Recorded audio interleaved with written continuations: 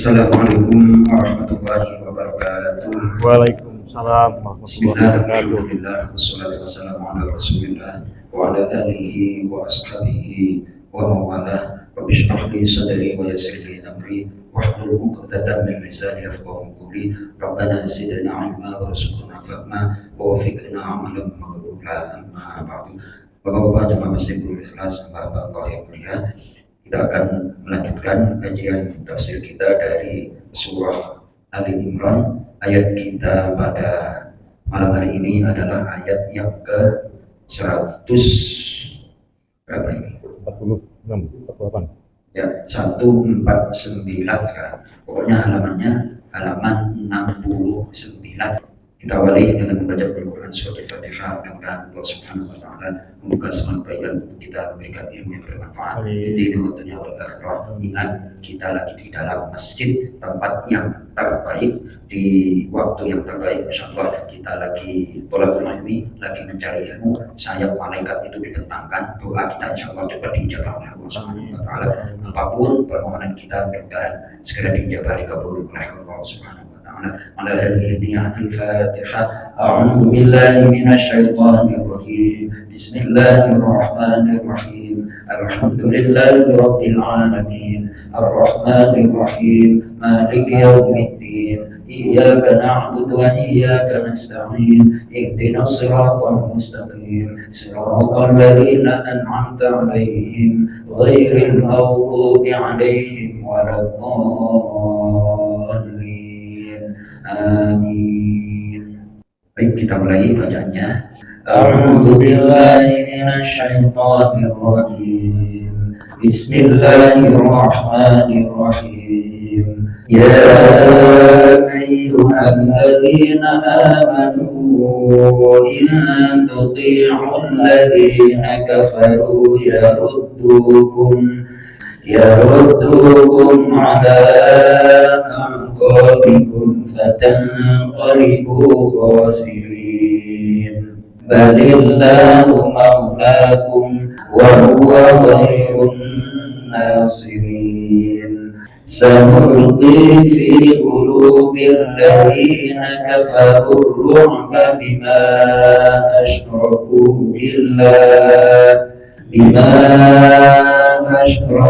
بالله ما لم ينزل به سلطانا ومأواهم النار وبئس مثوى الظالمين ولقد صدقكم الله وعده إذ تحسونهم بإذنه حتى إذا فشلتم وتنازعتم في الأمر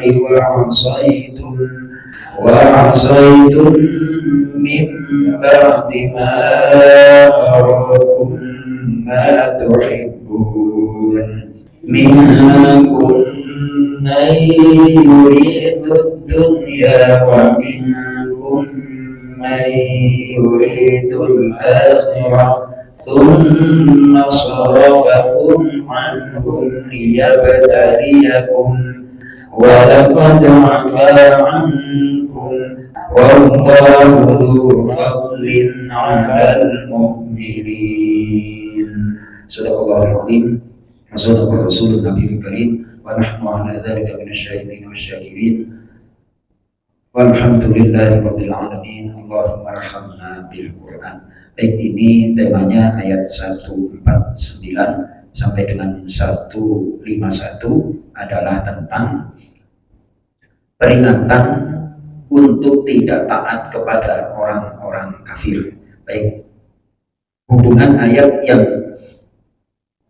ke 149 dan ayat sebelumnya adalah sebagai berikut. Ayat-ayat berikut ini masih tetap dalam pembicaraan untuk menjelaskan nasihat dari perang Uhud dan pelajaran yang bisa diambil faidah darinya.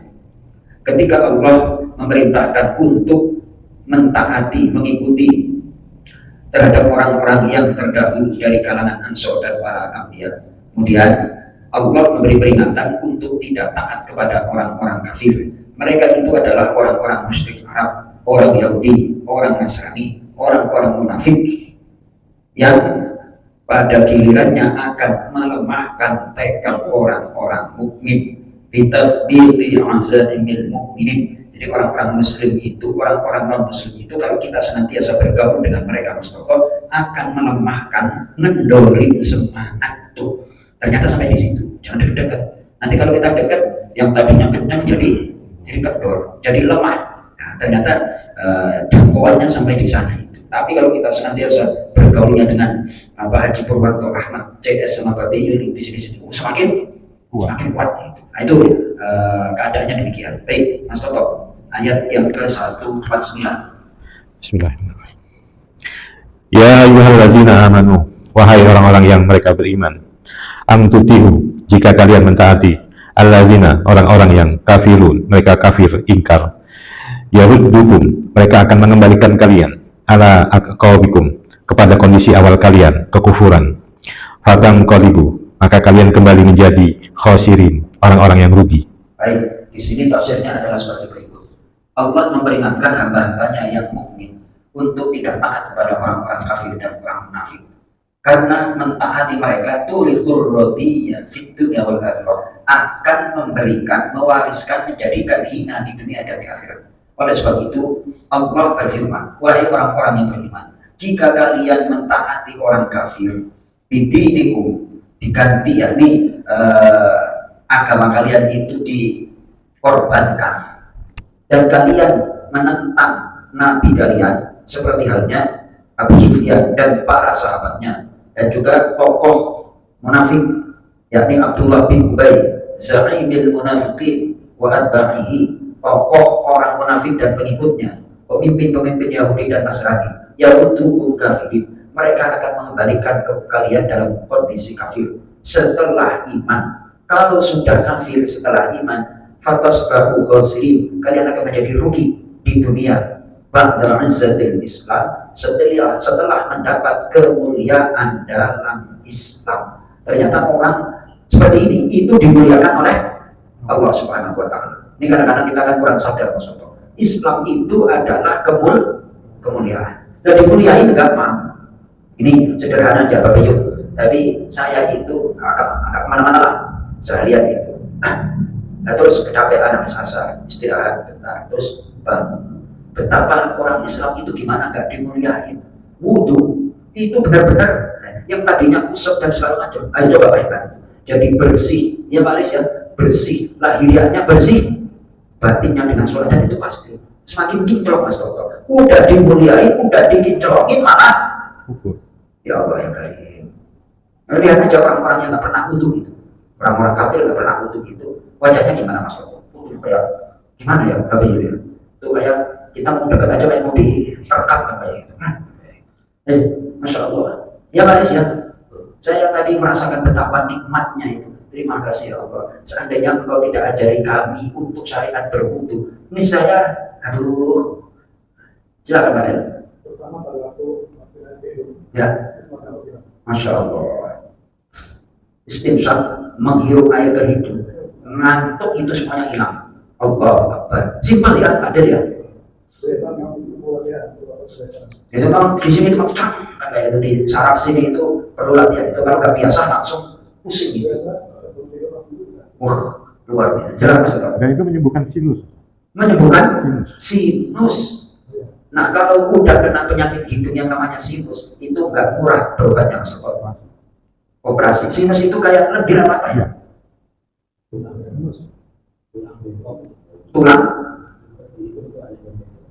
Ya Allah. Kasihan. Hidungnya ada cairan Pak. Makanya dikurangan tuh. Ya. Jadi kita ketika berwudu, berumur, terus menghirup air itu udah terapi kesehatan setiap hari. Ini gak usah jauh-jauh Mas Toto. Berwudu itu dimuliakan oleh, saya berasa apa? Tadi itu beneran Pak Haji. Pokoknya masalah. Setannya kuat banget itu tadi pemuda saya itu.